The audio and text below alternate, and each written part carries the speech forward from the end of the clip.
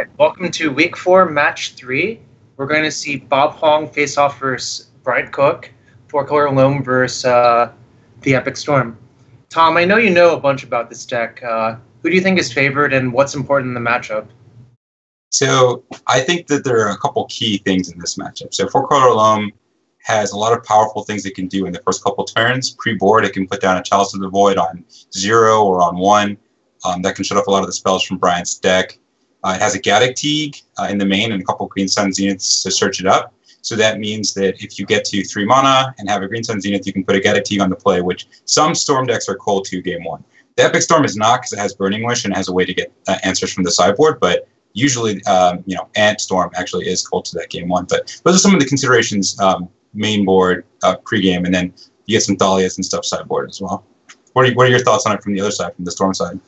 Yeah, I have the reasonably same assessment to you. I think so few cards matter from the 4-color Loam deck that it's on Bob to mulligan to those cards. You should not keep a hand that has like a bunch of Punching Fires or Lilianas, or frankly just slow cards in general are not good in this matchup. Yeah, I do agree with that. And I do think that 4-color Loam is one of those decks where the mulligan decisions, you can actually, I think it behooves you to be a little bit aggressive. So for example, because you get that new, well, not new anymore, but because you get that Scry 1 ability, I think that really helped out the deck when they made that change, because it's a deck that kind of wants to mulligan to certain cards for certain matchups, which is true for any deck, but in particular in Loam, when you have a couple of like key answers you need to have in your hand, so mulliganing to that can be a pretty solid way to go. All right, so here we can see the opening hands. Bob does in fact have a Gaddock Teague in his hand. And I think that's important because it does force Bryant to use his first Burning Wish to find an answer to it instead of just going for a fast ad nauseum. Right. It buys him a lot of time. And then even though he doesn't have the mana to cast it yet, he does have the follow-up with the Liliana the Veil, because that the Gaddock Teague will slow down Bryant, and then the Liliana can strip cards away so he doesn't have enough critical mass to go off later. So I like Bob's hand here. I would definitely keep it.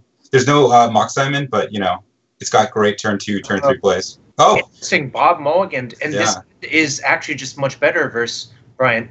Yes. We're going to see Mox Diamond pitching Windswept Teeth, play Scrubland, play Chalice of the Void on 1. So I think that is definitely what we're going to see. If I were Bob, I might consider pitching the Forest instead of the Windswept Teeth to keep your ability to search for a different color later, but that's a pretty minor consideration considering you'll be able to cast everything with a Mox Diamond plus Scrubland anyway. Yeah, so Chalice from 1. Look at Bryant's hand. It's literally 4 1-minute spells, 2 lands, and an Infernal Tutor. This looks great for Bob. Wow. Yeah. And look at that, another 1-drop off the top. Jeez. I know. So not only does he have the Chalice on turn 1, he also has the Dark Confidant to add both a clock and a way to get card advantage back up after he dumped his hand on the board on turn 1 too. So Bob's looking in a really good spot here, and Bryant is painfully drawing more 1-mana drop spells here. Yes, I think Bryant. Well, let's check the list real quick. But I believe he wants to find a Burning Wish to be able to answer the Chalice of the Void to try to kill his opponent. That makes sense to me. I think that's what he's got to do. I don't think he has any answers main deck to the Chalice of the Void. And there are certain hands that can actually go off to a Chalice of the Void on 1. So if you have a bunch of Lotus Petals and the LEDs and and the right configuration, it's possible, but it's not super likely. And Bryant just does not have that hand. He has the opposite of that hand. In his hand full of 7 1-drops and a Burning Wish is not the hand that you want for that scenario. Right. So I guess just going back, or I guess we're talking about sideboarding, but just before we do that, I'm not sure I love the decision to mulligan that first hand that Bob had, because you have a lot of hands that'd be a lot worse in that game too, but it worked out for him. So what would you do in the sideboard here? I think cards like Liliana the Veil, Life from the Loam, any sort of mid-rangey cards are not fantastic in the matchup. Cards like Thalia make a lot of sense. Scavenging Ooze is okay, but really the problem with that is that Bryant's deck doesn't need Pass and Flames, and in fact, it often doesn't even cast a Pass and Flames in most games. I think that's a good point. I like bringing in the Thoughtseize, even though there's some dyssynergy with the Chalice of the Void. Right. If you get the Chalice of the Void on 1, you're usually okay with it, and it also gives you a little bit of a hedge in terms of having a 1 mana play if you don't have a Mox Diamond. So I like bringing that in. Same thing with the Thalias you mentioned, slowing them down. I'm okay with bringing in the Scoos if you have or leaving the Scoos in if you have a slot. It's a clock and it can eat a couple things to remove some graveyard stuff. But I agree with you, it's not a critical piece at all. What about on the Storm side? On the Storm side, it looks like you saw Bryant shave a few of his discard spells and a few 1-mana cantrips to try to make room for answers for Chalice of the Void, which makes sense to me because if you think you need to remove a Chalice to be able to win the game, you should side in some number of answers. I'm not sure Chain of Vapor makes that much sense because I think the most likely number for Chalice to be placed on is 1. That's true, but I think a lot of the time you won't be able to walk through a Chalice on 1 anyway, so I think that maybe he's thinking that he's going to have to answer that, and so then the Chain of Vapor will be live for something like a Thalia or a Gaddock, or potentially the other side there is that sometimes Bob just won't have the Chalice of the Void. But I agree. That is a good point. It is an answer to Thalia or Teague. He doesn't have any other answers to those besides Grape Shot, I believe, and I guess Abrupt Decay counts. So yes, all of the Mount spells and Grape Shot are answers to the Hate Bears, and the other cards can also answer the Chalices. Yep. That sounds right to me. Yeah, so I think that both of these players look like they decided correctly to me. On Bob's side, I like taking out the Caracas. He had the Maze of Ith in his board already, although most of the time it's in the pre-board configuration. Bob was telling me that he wanted to play Tabernacle as a main deck answer to kind of going wide strategies. So he has a Tabernacle in there, which is good against the Empty the Warrens playing. Yeah, and you see Bryant left in the Empty. I think just because he wants to go fast versus Chalice, it makes a lot of sense. Mm-hmm.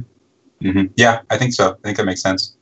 Because the other thing is that unlike the the lands deck that you're a master of, the 4-card Loam deck to search up a land needs to untap with a Knight of the Reliquary, and right. If you make 10 goblins on turn 1, the chances of you doing that are quite low. Yeah, it's like probably 7/60, maybe a little bit higher if you're on the draw.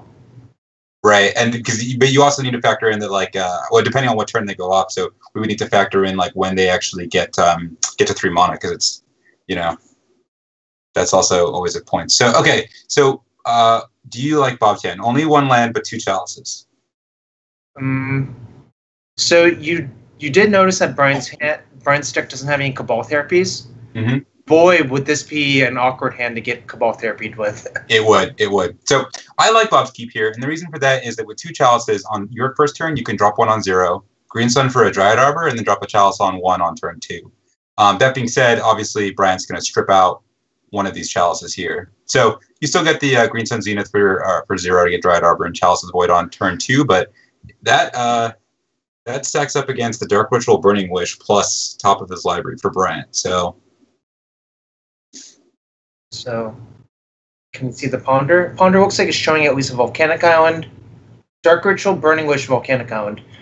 I'm inclined to keep because you're going to spend one of the wishes finding an answer to the Chalice, and you're going to need that red source, I think, to cast your Burning Wish as well.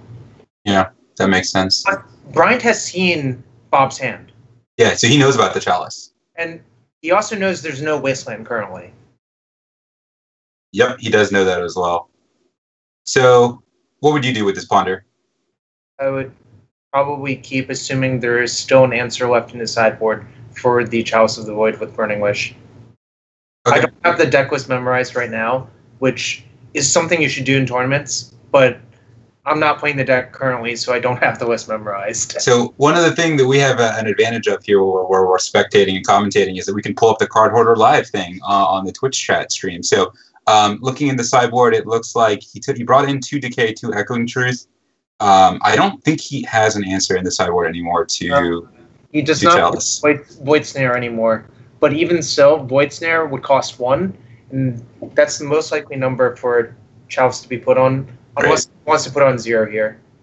Ooh, so Bob drew a Mox Diamond, but unfortunately he only had 1 land to pitch, and so that means he's still on 1 mana for the first turn, but he did get the Dryad Arbor out with Green Sun Zenith, as we were talking about. Ooh, but Bryant drew an Echoing Truth here. That's a nice draw, because So I was wondering, do you use Echoing Truth as a Stone Rain? Well, I think it's better than a Stone Rain because you hit the Mox Diamond. then he doesn't. He doesn't have another land. So it's effectively a Stone Rain. You're right, but it's a Stone Rain that puts you up 2 cards, or I guess puts you up a card because of. I guess Stone Rain does that anyway. Yeah, I don't know. I think that maybe you just let him waste the mana on the Chalice and then do it later. That makes sense. Because otherwise, if he draws a Teague or if he draws a Thalia or if he, plays a Dark Confidant, he at least has something for his troubles.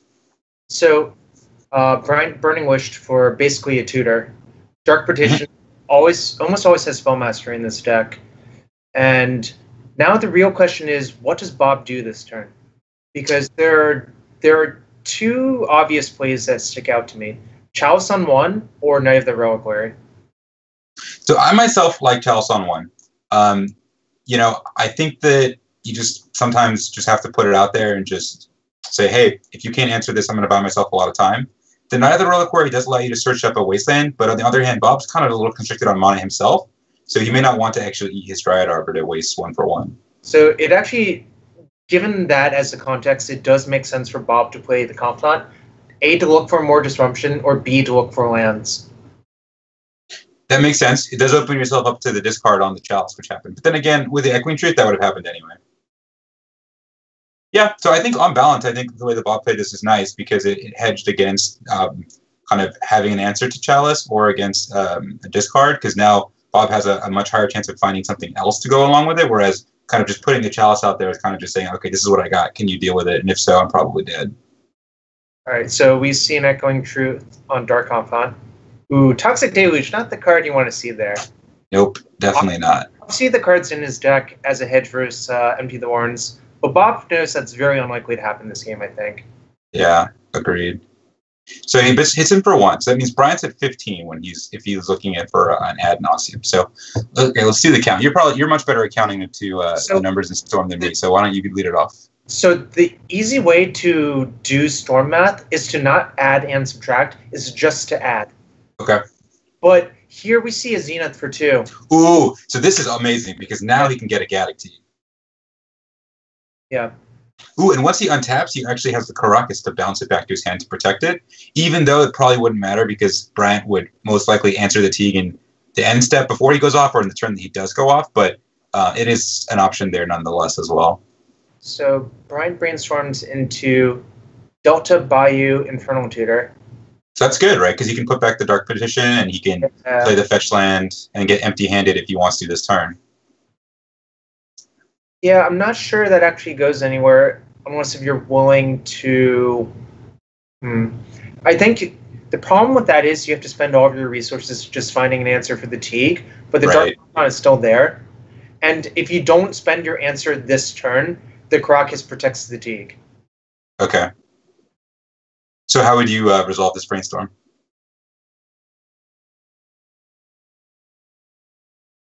I think I would have done what Bryant did, which was back the Dark Petition and the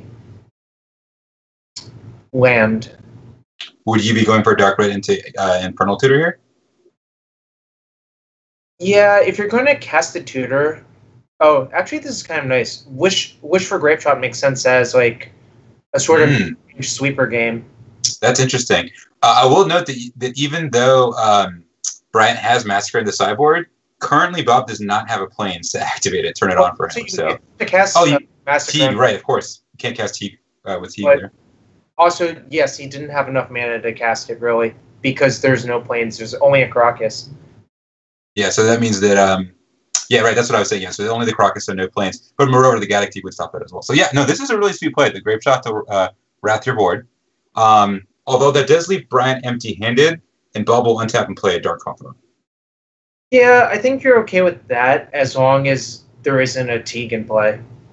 Agreed. And also, there's only 1 Teague in the deck, so now that Teague is gone, it's gone forever. So now we're in a good old-fashioned top deck war. Yep. I think Bryant's best draw would actually be Ad Nauseam. Now that he has hit that land, that makes sense to me. Ooh, Wasteland? Okay. So... For one to Ad Nauseam. So here's a good question for you. Do you take this turn off by playing the Knight off the Wasteland and then just like try and double waste next turn, or do you waste and add this Goose to the board this turn? You should do the math to see if the Knight's lethal next turn, right? So 1, 2, 3, 4. it'll be 5 from the fetch, and then 6 from the wasteland. So that puts your opponent at 2, if I did my math correctly. I think you did it correctly. So that's not quite dead on that turn. Yeah, so I would be inclined to just wasteland to protect against the top deck ad nauseum as well. Okay, that makes sense. Let's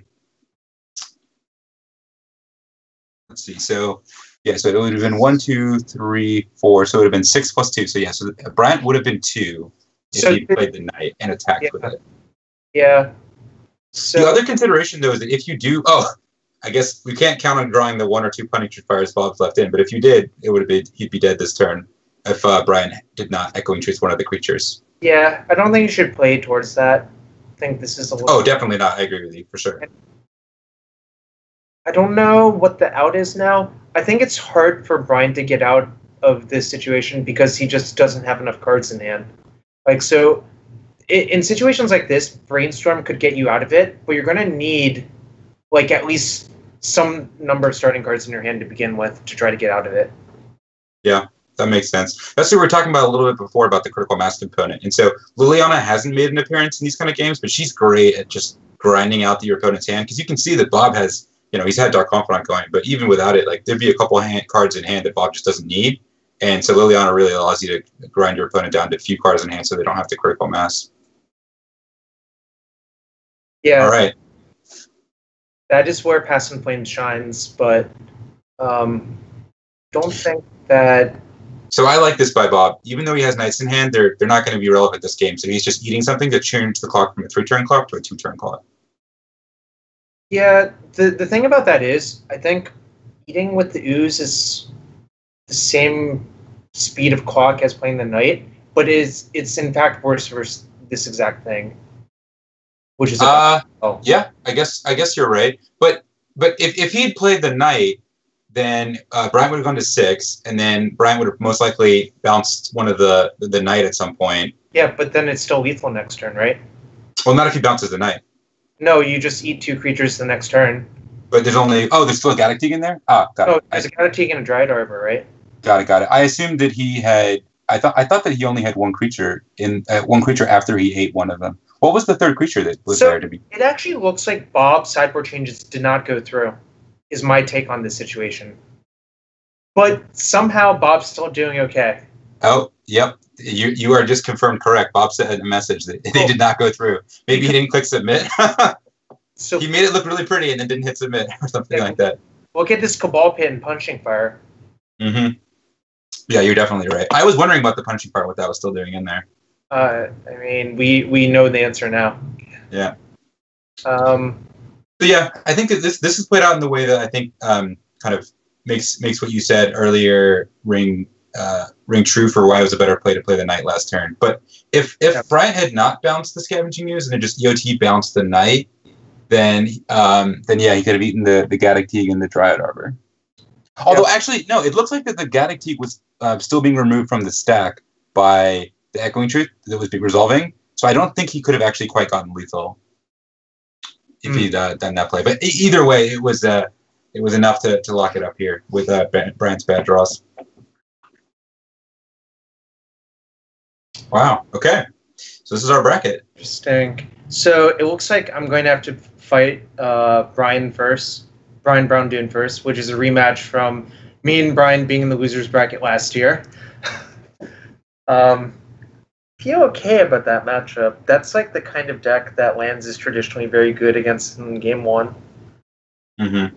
Slow, grindy blue deck that doesn't have answers to Loam or Punching Fire in game 1, then the post-board games get harder. That makes sense to me. Also,